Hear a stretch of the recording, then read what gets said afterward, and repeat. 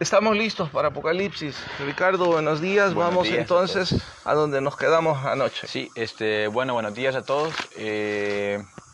Yo creo que logramos llegar hasta por qué era una mujer. De hecho, fue donde más nos alargamos. Sí. Entonces, por lo tanto, la pregunta 5 era, y quizás un poquito de contexto. Ayer hablábamos acerca del capítulo 17 de Apocalipsis, que habla sobre la gran ramera. Y definimos por qué es una mujer, por qué una ramera, por qué ha fornicado con los reyes y por qué está sentada sobre muchas aguas. Ahora nos correspondería nosotros responder, y recalco de la guía, ¿qué tiene que ver con los colores con los cuales esta mujer se viste? Pero, como dijiste, retomando y poniéndonos en la misma página todos, esto es como si estuviéramos revelando quién es la gran ramera. Para poder revelarla o develarla, lo que debemos puntualizar es en las características de esta falsa religión, que aunque la redundancia choca, está dirigida por un falso profeta. Entre esas características, la primera que encontramos ayer es que está representada por el concepto de que adoran un Dios mujer. Sí. Vale. Ahora pues, iríamos a la segunda característica. Que sería, esta sería la tercera si queremos ser estrictos, porque la primera característica es que es dirigida por la tercera bestia, que es el falso profeta. La segunda característica es que su concepción religiosa se basa en el fundamento de que su divinidad es una mujer. Tercera característica. La tercera característica es la forma en cómo Juan le vio vestida. Y dentro de esa misma forma encontramos cositas como, dice que se había vestido de púrpura. Por ahí también se menciona los adornos que esta mujer tenía, que es Vayamos a los colores antes de que vayas a los adornos. Precisamente. ¿Qué colores son? Púrpura. Ese es el color que ocupa dos. Sí. El otro es el de la escarlata. Ajá. ¿Cuál es el color púrpura? El color púrpura, dentro de la historia bíblica o la historia antigua, nosotros sabemos que el color púrpura era un color precisamente para reyes, para personas importantes. Y la razón de esto era porque el proceso para elaborar colores era muy complicado y muy costoso en ese tiempo. Entonces, cuando nos referimos... De hecho, la industria textil en la antigüedad era una fortuna. Exacto. Bueno, aún, pero más en aquel entonces. Y procesar colores era una tarea demasiado complicada. Por lo tanto, quienes los podían utilizar era únicamente los que tenían posibilidades económicas, reyes, personas en altos rangos sociales. Y vemos que esta mujer, por el color que lleva, aparte de que se ha sentado y ha... ¿Pero qué color es el púrpura? Morado. Creo que en los salvadoreños lo conocemos como morado. Déjenme mostrarles algo para un rato. Puse en internet color púrpura en Google. ¿Lo toma la cámara o no? ¿Me acerco? Un poquito más. Esto es lo que Google menciona como color púrpura. Así es que en nuestro español simple sería el color morado. Sí. Y puntualmente la cita menciona que esa gran religión falsa ocupa este color como distintivo de sus ropas. Probablemente tenga que ver con sus cultos, ¿verdad? Sumado a eso también el escarlata. El escarlata. El color escarlata dice Google que es, veámoslo, es un rojo sangre. Es un rojo sangre. Y de una pequeña relación, una gran relación más bien dicho, que encontramos con el escarlata es que el dragón que iba persiguiendo a la mujer en el desierto, ¿se recuerda? Era un dragón escarlata, ¿verdad? Y la relación que tiene esto es, y más adelante lo vamos a encontrar, de que esta mujer tiene las manos llenas de sangre de los santos, dice. Pero porque esa es otra característica. Ok, resumiendo, los colores distintivos de esta falsa religión son el púrpura y el rojizo sangre. Sí. Y tiene que ver con el rojizo sangre, todavía no lo hemos llegado ahí, pero el púrpura tiene que ver con el poder, ¿verdad?, que ha alcanzado, el rango y Es el color de reyes. y la elaboración de cultos, porque probablemente este color Juan lo vio mientras la gran ramera hacía un ritual, hacía una celebración. Okay. ¿Verdad? Tercera característica. Tercera característica. Ahora, noten cómo yo estoy enfatizando 1, 2, 3, porque varias personas ayer en Facebook preguntaron o sugirieron el nombre o los nombres. Yo les tengo que insistir. El que tiene oídos oiga lo que el Espíritu dice a la iglesia. Entonces, ahora no voy a decir el que tiene oídos. Voy a decir el que tiene ojos. Sí. Mire lo que el Espíritu dice a la iglesia, porque usted tiene ojos para reflexionar cuáles son las características que la Biblia está revelando. Número 4. La siguiente dice que está adornada con oro, con perlas preciosas, ya refiriéndose a la capacidad económica que esta iglesia falsa tiene. Y cómo podemos preguntarnos cómo llegó a adquirir tal capacidad económica. Ya lo dijimos ayer, se unió con el Estado, buscó poder. La fornicación con los reyes le propinó la riqueza. Y la exigencia de dinero a sus feligreses. Es que el asunto es fácil. La prostitución es vender el cuerpo para obtener dinero. Correcto. Ella da placer. El que paga da dinero. Y eso es lo que y por eso es lo que hace el gobierno. Por eso hablábamos ayer del conflicto de intereses que se da cuando una organización se compromete con el Estado. La religión le da poder. Le da poder y el Estado gobierno le da dinero. Uh-huh. Entonces, después de hacer esta alianza, no es bueno, si sorpresa. Tuviéramos que ir midiendo a nuestra iglesia en cada punto, aquí estamos bien lejos porque no hay dinero. No hay dinero, no hay perlas. Bueno, siguiente característica. La siguiente característica dice que tiene una copa. Un cáliz de oro. Cáliz de oro. O sea que es representada por una religión que usa también como distintivo una copa. Una copa de oro. Y tiene es curioso porque hablábamos que las 7 copas que se estaban derramando tenían estaban llenas de la ira de Dios, pero esta copa que esta mujer tiene está llena de las abominaciones y de la inmundicia de su fornicación. O sea, si quisiéramos ser más prácticos, está llena de su pecado. Está llena de las abominaciones, de las inmoralidades que ha hecho en nombre de la religión. Uh-huh. Todas las veces que ha tenido que tener sexo, hablo en forma retórica, con el Estado para obtener dinero. Uh-huh. También dice que tiene en su frente escrito un nombre. Entonces, ¿ya esta es la cuarta? Esta ya es de las últimas. Esta sería la quinta, ¿no? Sí. Okay. El nombre es Babilonia la Grande, la madre de las rameras y de las abominaciones de la tierra. Ese es el nombre que tiene. Y ese es el único nombre que podemos usar, obviamente. Definitivamente, porque es lo que la Biblia nos sé dice. que ya en este punto hay algunos que dicen, sí, pero mire, califica con esta, con...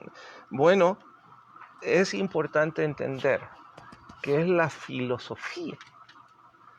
Que dentro de esa filosofía cabe más una, 2 o 3, no es el punto. Yo más bien pienso precisamente lo que usted está diciendo, de que esta gran ramera es el compendio de todas las religiones falsas que han sido utilizadas para sacar al ser humano de su visión para Dios. Que sin duda alguna está liderado por una específica, probablemente. Que probablemente hay una que califica con todas las características. Y es donde está gobernando el falso profeta. Exactamente. Que es otra de las características, digamos. Dice la mujer, la última característica es que la mujer estaba ebria de la sangre de los santos. Eso significa que se emborrachó asesinando a la iglesia de Cristo. Sí. Bueno, ¿quién es en la historia los que se han embriagado asesinando a la iglesia de Cristo? Han ocurrido varias, ¿verdad? Dentro de las más famosas encontramos la masacre que la Santa Inquisición hizo en la Edad Media. Encontramos también la persecución por parte de los árabes para los judíos y los cristianos, ¿ya? Roma también, como persiguió al cristianismo primitivo. Ahora, pero si te pasas en ese punto a Roma, ya no es en nombre de la religión, sino que es en nombre de la política. En nombre de la religión, definitivamente mencionaste la persecución, La Santa Inquisición. la Santa Inquisición, la persecución de los musulmanes, Sí.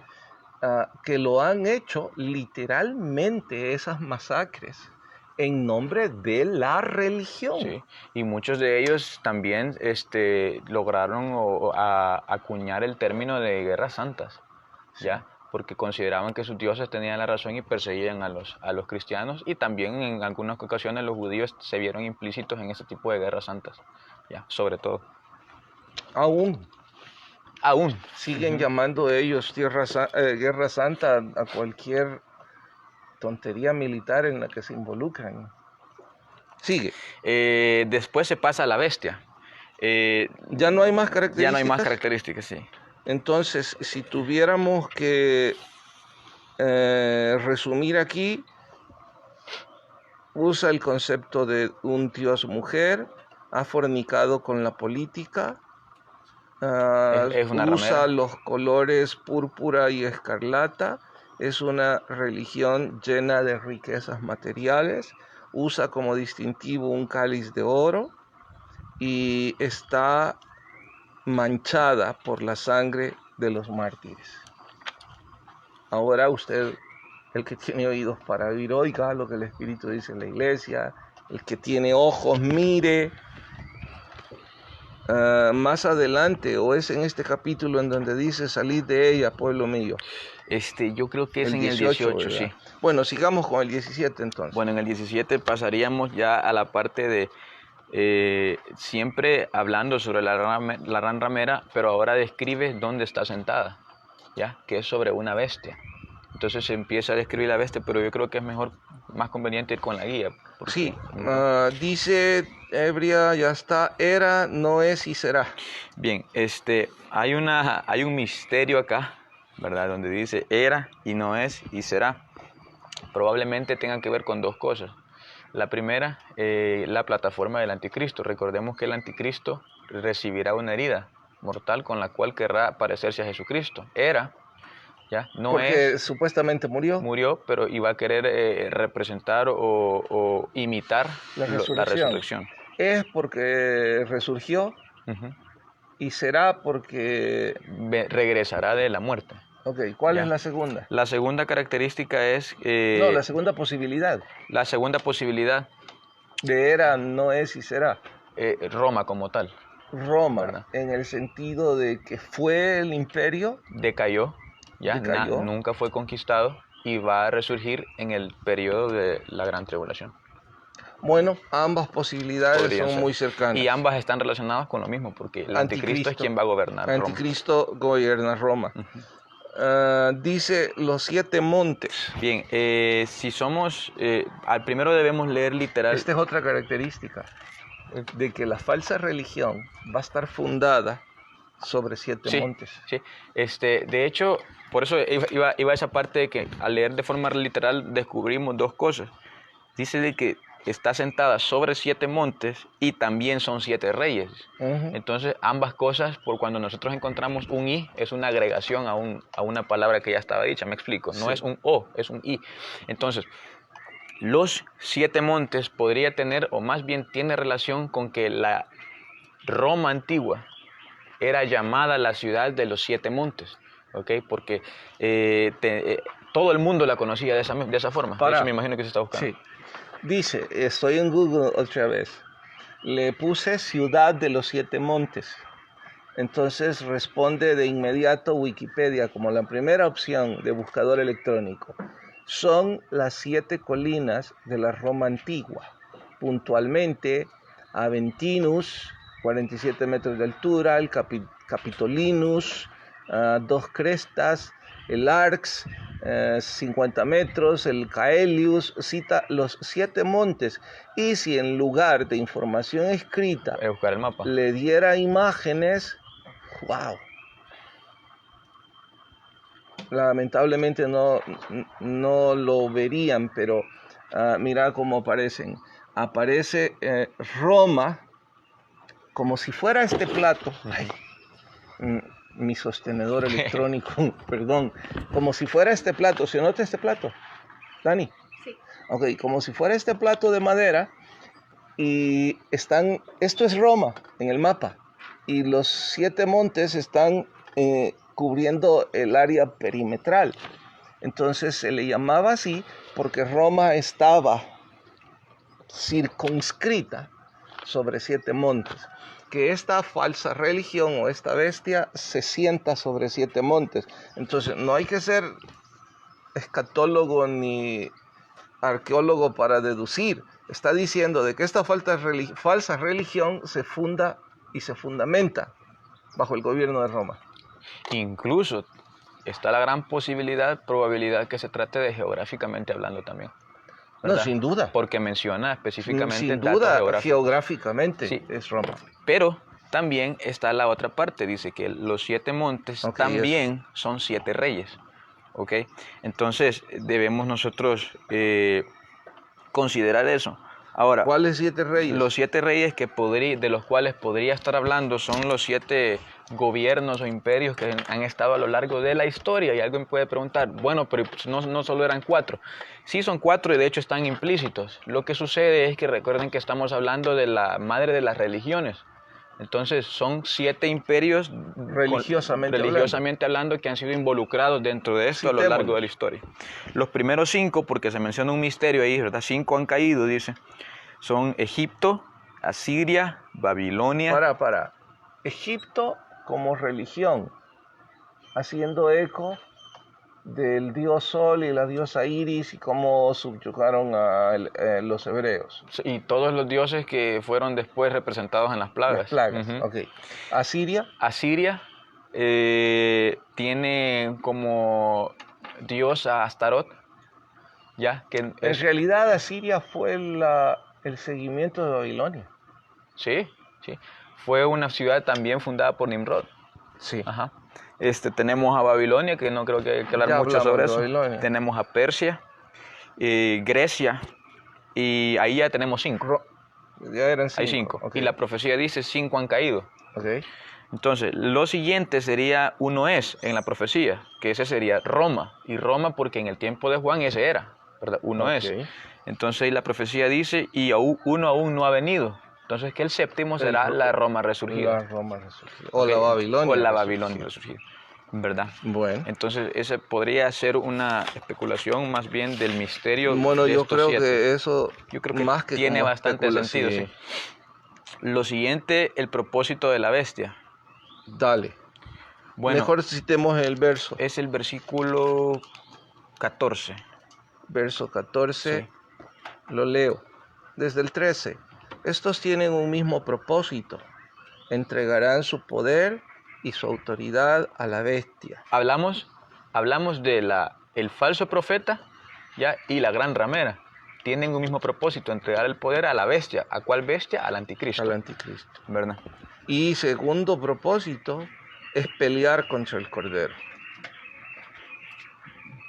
Está en el verso 14. Sí. Entonces, eso es lo que precisamente sucederá y no debe sorprendernos porque ese es el propósito de Satanás desde que fue enviado a este mundo, ¿verdad? Primero impedir el nacimiento del Cordero, pero como ya lo hizo, hoy va a querer destruirlo. Y el mismo verso dice ahí que no se va a lograr culminar ese objetivo. ¿Cuál es la mujer o la gran ciudad que reina sobre los reyes de la tierra? Está en el versículo 18. Yo creo que la mujer que has visto es la gran ciudad que reina sobre los reyes de la tierra. Es precisamente Babilonia. Roma. O Roma. Y de hecho dijimos que le íbamos a dejar Babilonia la grande, la madre de las rameras y de las abominaciones de la tierra. Lo que pasa es que ya en el capítulo 17, Babilonia y Roma se pintan como la misma. Probablemente usa más Babilonia porque es el origen de todo esto. Y yo también una forma en que creo que es más fácil entenderlo es que Babilonia es la religión y Roma es el imperio geográfico. ¿Verdad? Suena. Porque Roma se ha llenado con la religión babilónica. Y ya hablamos de que Bueno. fue pasándose de generaciones en generaciones hasta llegar a los romanos. Bien. Jenny, ¿tenemos algo en Facebook? Y eso que no tienen nada, hemos explicado muy bien o están dormidos. Nada de nada. Bueno, Ricardo, gracias. Vamos al capítulo 18 mañana. Vamos a terminar este tiempo con un devocional alrededor del libro de oración. Solo las disculpas y por favor permítanme cambiar de escenario. Denme 30 segundos.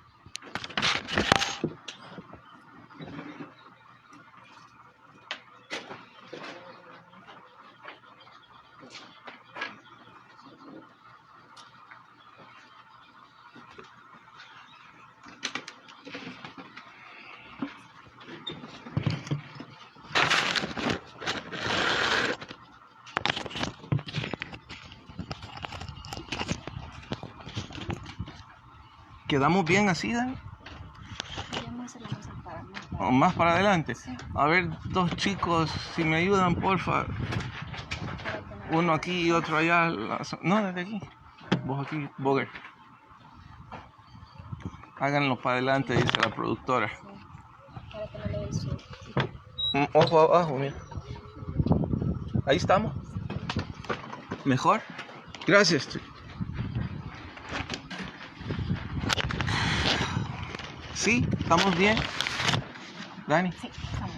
Bueno, la última parte del estudio de hoy gira alrededor del libro afín. Si usted no lo está leyendo, se llama Oración, es del pastor Chuck Smith.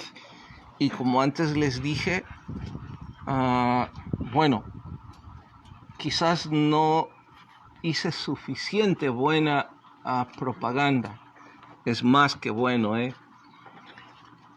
Entre otras cosas, compartirles la definición de oración para este predicador.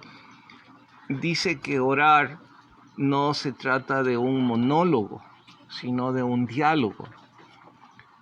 El monólogo sabemos que es cuando habla solo una persona. El diálogo sabemos que es cuando hablan dos. Él insiste en que muchos de nosotros, nuestra oración va en un solo sentido. Hablamos y hablamos, pero Dios nunca nos habla, porque no paramos de hablar. Y yo no sé si ustedes conocen personas que, empiezan a hablar y no paran de hablar. Y uno quiere decirles, ¿cuánto va a dejarme hablar? Nosotros tenemos una anécdota, Jenny y yo, hace como 3 años o 4, una estudiante en Patmos. Esa semana me dijo Quique o Talo, no sé quién de ellos, esta es una semana en que hemos decidido que los estudiantes pasen 2 días viviendo con un pastor. Así es que queremos que nos ayude y vamos a enviarle a una niña. Y Jenny y yo dijimos, claro, por favor, es un honor, recibámosla. ¿Para qué yo dije eso? El primer día yo le dije a Jenny, no aguanto oír esa niña, no para de hablar. Porque hablaba y hablaba y hablaba. Y saben, cuando Jenny vio que yo ya había perdido el control, dijo, vamos a dejarla. Hay que hablar allá con Talo y con Quique. Entonces, cuando íbamos en el carro, subimos a otro estudiante, le pasamos trayendo. Empezó a hablar y hablar. Yo subí el volumen del radio, porque dije, me da pena decirle, hija, cállate. Me dio pena, entonces subí el volumen. ¿Saben qué hizo? Gritaba para seguir hablando. Así es que Jenny le dijo amablemente, hija, por favor, cállate un ratito. Entonces pude regresar a Patmos. No estoy juzgándola. Nomás estoy poniendo esto porque creo que así me pinto yo cuando hablo con mi Dios. que a lo mejor el Señor dice, ¿cuándo vas a parar de hablar y me vas a escuchar? ¿Quién te dijo que orar es hablar, hablar y hablar? Y lo que es peor, para algunos de nosotros, pedir, pedir y pedir. Esto creo que todos lo sabíamos, quizás lo que fue nuevo para mí, y por eso decidí compartirles esta parte, es cómo aprender a reconocer la voz de Dios. Bueno, ¿cómo hago, pastor? ¿Me callo? Pues ese es un buen punto. Callarme mientras estoy en ese tiempo de reverencia y meditar. Quizás el Señor va a ocupar mi mismo pensamiento para Él hablar. Quizás repetir el verso que estamos memorizando va a ser de ayuda. Y eso va a significar escuchar lo que Dios está hablando a nuestros corazones. Y conste, no son consejos que estoy dando de mi vivencia, estoy dándolo en honor a lo que el pastor Chuck Smith nos está recomendando. Cierre un rato su boca y medite en la palabra de Dios que ya ha memorizado, reflexione en ello, que es muy probable que empiece a reconocer la voz de Dios en su vida. Recordemos también que la verdadera oración no es conseguir que Dios haga lo que a nosotros queremos que haga. La verdadera oración es pedir que Dios haga sus propósitos. ¿Y cómo saber sus propósitos si no lo dejamos hablar? Desde que leí este párrafo, ya no tuve más valor de pedirle a Dios cómo resolver las cosas. Incluso en mi vida personal, ahora tengo que decirle, Señor, ayúdame a entender cuál es tu propósito en esto, porque yo ya no lo aguanto más. Que se haga tu voluntad. Y sí compartir y decirle lo que yo estoy sintiendo, que de hecho fue bastante alivio para mí y quizás es alivio para algunos otros de ustedes. Repasar algo que ya sabía. El libro me recordó de que Elías tuvo miedo. Y tuvo miedo en un pasaje en donde uno dice, se lo voy a explicar. Elías acaba de ganar una batalla titánica. ¿Recuerdan cuando el sacrificio y que cayó fuego del cielo y que él se burló de los profetas de Baal diciéndoles, grítenle, quizás está dormido su Dios? Bueno, inmediatamente después, supongan que usted es Elías y que Dios le responde de esa manera. ¿Cómo se sentirían ustedes? Moralmente hablando, a ver, ¿qué dijiste, Rocío? ¿Cómo? Ofendida. Si vos sos Elías y Dios te contesta de esa forma, imagínate que vos le decís, Señor, por favor acabe que les caiga fuego a todos mis enemigos. Y Dios envía fuego y les cae. O sea, que fui egoísta conmigo misma por pedir lo peor para ellos. No, porque si Dios los consumió es porque Dios estaba de acuerdo. A ver, ¿vos cómo te sentirías, Cama? Quizás no me lo creería tanto. Pero ya pasó. Me sentiría feliz. Feliz. Y sentirías que sos poderoso, que ahora Dios te va a respaldar y podés enfrentar cualquier pelea. Pero ¿saben qué pasó con Elías después de este evento? Sintió miedo. De una sola mujer. Si mal no recuerdo, el número de profetas contra el que batalló fueron 800. 450 de Baal y no sé de quién más. No me acuerdo. Pero tuvo miedo solo de una. Tuvo tanto miedo que cayó en depresión. ¡Wow! ¿Cómo puede ser así? Ahora, si les digo que yo sentí alivio, es porque debo confesar que durante esta pandemia yo he sentido miedo varias veces. De los que estamos en cuarentena en Patmos, Solo 2 tenemos permiso de salir con todas las protecciones del caso cuando es urgente, que es Calero o este servidor. Y siempre estoy diciéndole a Calero, ponete guantes, ponete gorro, subite una máscara, no te acerques a nadie. Lo mismo hago cada vez que tengo que ir a firmar o al banco. No dejo de pensar, wow, Calero es papá de un angelito de 9 meses. De hecho, desde que empezó la cuarentena, yo no me le acerco por cuidarla. No sé si los demás también, ¿verdad? Nadie lo hace ahora. Precisamente por cuidarla, por el distanciamiento. Mi hija también de 9 años. Todos los que estamos aquí, siento miedo. Mortandad que en medio del día destruye. He sentido miedo de qué va a pasar cuando esto termine. Ya decidí mejor no pensar, porque cada vez que empiezo a hacer números, cada vez que pienso en el número de empleados, en el número de ministerios, no sé qué hacer, siento miedo. No sé qué vamos a hacer con esos 4,000 niños de compasión. ¿Y cómo nos vamos a acercar a ellos?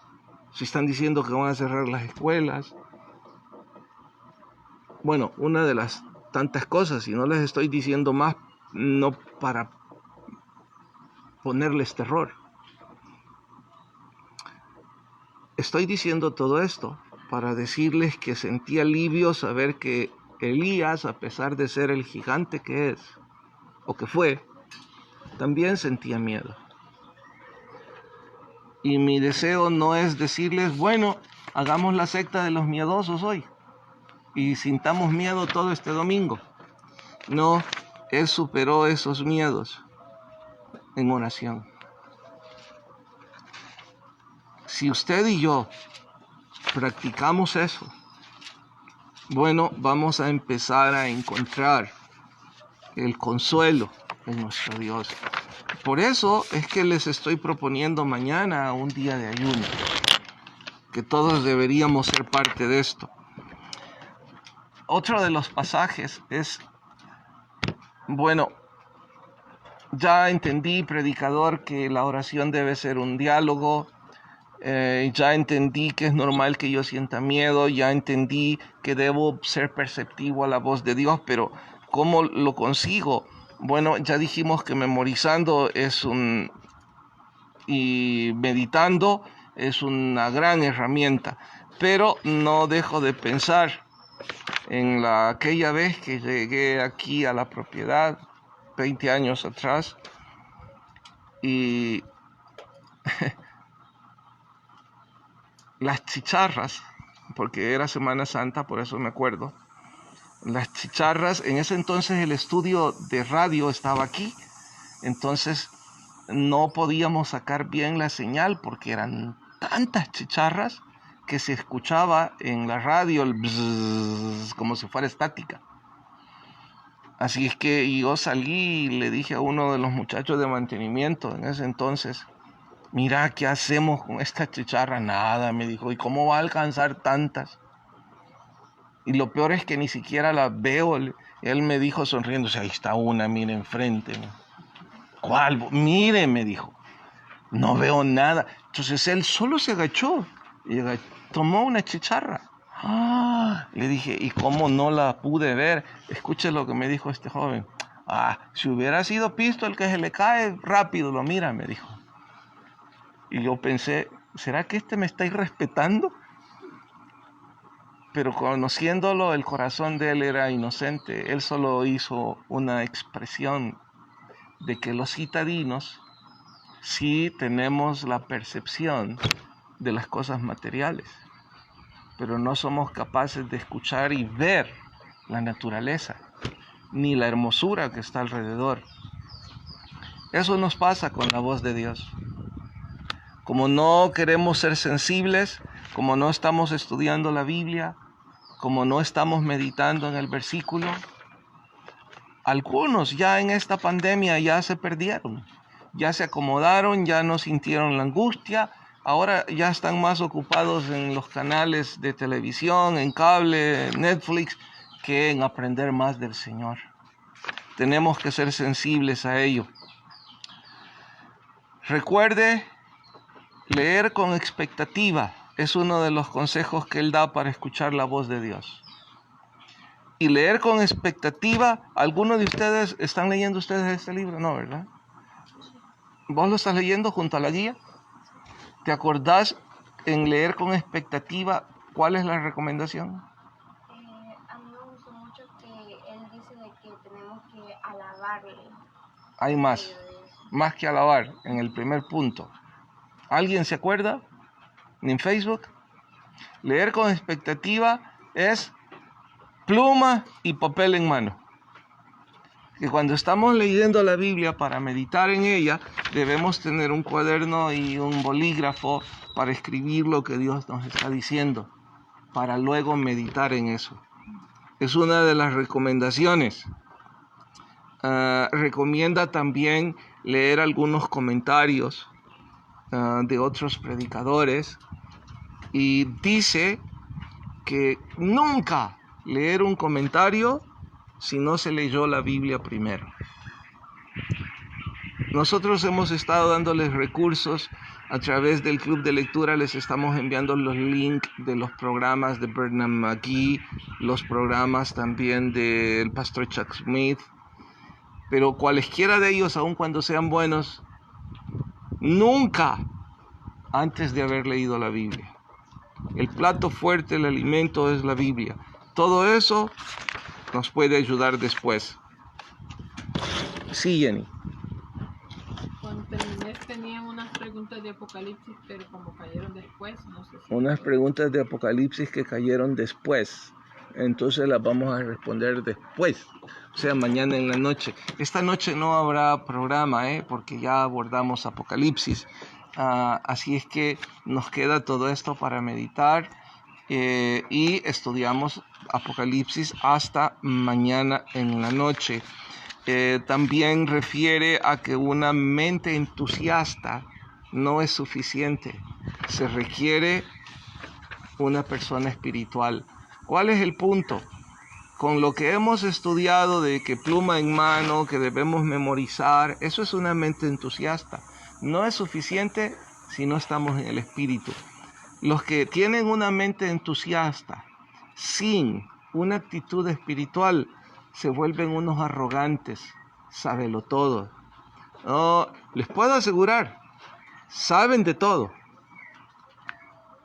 pero parece que lo aplican muy poco.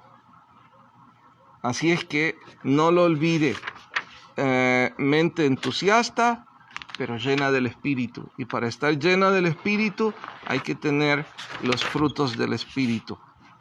Bueno, voy a terminar con la ilustración que da respecto al sándwich con versículos bíblicos.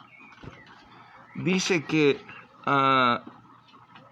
una mujer deseosa de que su esposo conociera al Señor, en lugar de usar la herramienta de la oración, de la humildad, de la mente entusiasta, de ser una persona sencilla, humilde, amorosa, los frutos del Espíritu, se le ocurrió hacer trucos. Y el truco que se le ocurrió es que ella le preparaba el almuerzo todos los días a su esposo, sándwiches. Así es que en uno de los sándwiches escribió un verso de memoria y lo metió para que cuando el esposo lo empezara a morder, sintiera el papel. Y al sentir el papel lo sacara de su boca y lo comiera espiritualmente. ¿Se imaginan lo que el esposo pudo haber hecho con eso? Bueno, él dice que los trucos no ayudan, que Dios no necesita ayuda, que lo que ella debió hacer es pedir en oración que su esposo conociera al Señor. No estaba mal escribirle versos y ponérselos en un sobrecito a la hora de abrir su almuerzo, pues él iba a encontrar un sobre. Oh, mi esposa puso algo. Pero el truco de ponérselo adentro del sándwich, vaya creatividad. De igual forma, nosotros deberíamos ocupar un poco mayor de tiempo en la oración, pasar tiempo con Dios. Y mañana, el día de ayuno para toda la iglesia, es un día perfecto para esto, ¿eh? Así es que les invitamos. Hoy que es domingo,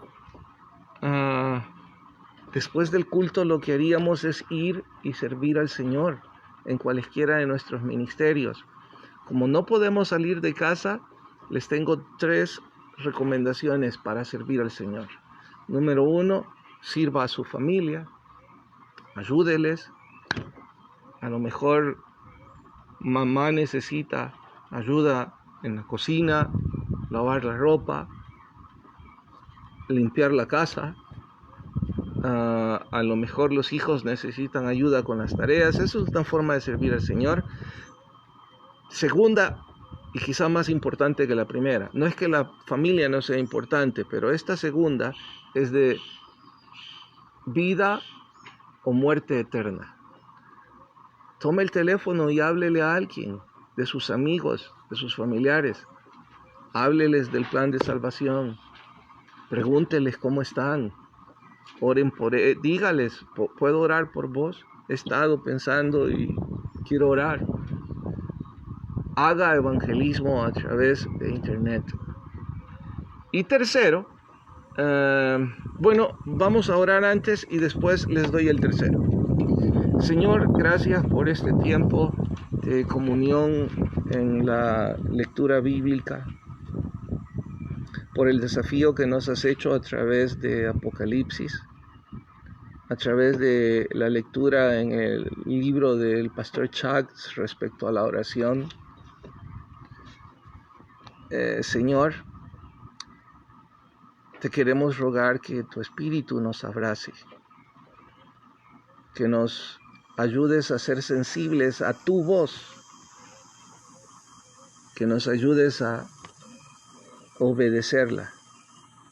Y si hay personas sin Jesús cerca de nosotros, por favor, Señor, déjanos ser instrumentos para que ellos conozcan a Cristo. Padre, gracias por este tiempo de incertidumbre que nos ha acercado a estudiar más la Biblia. Por favor,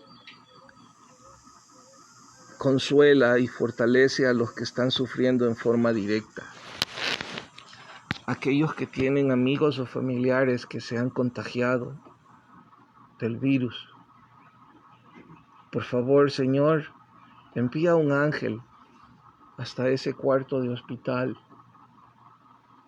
que pose su mano y ese virus muera.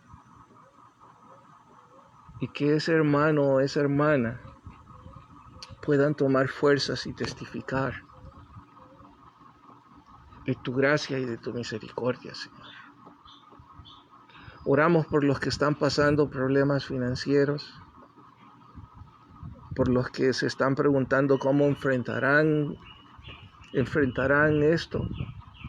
Señor, gracias porque hemos entendido que no tenemos ningún control de nada, excepto del diario vivir,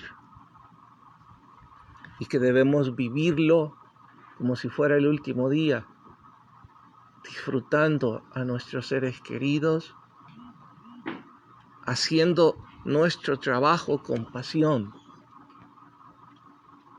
Gracias por ser tan, pero tan bueno en Cristo Jesús. Amén.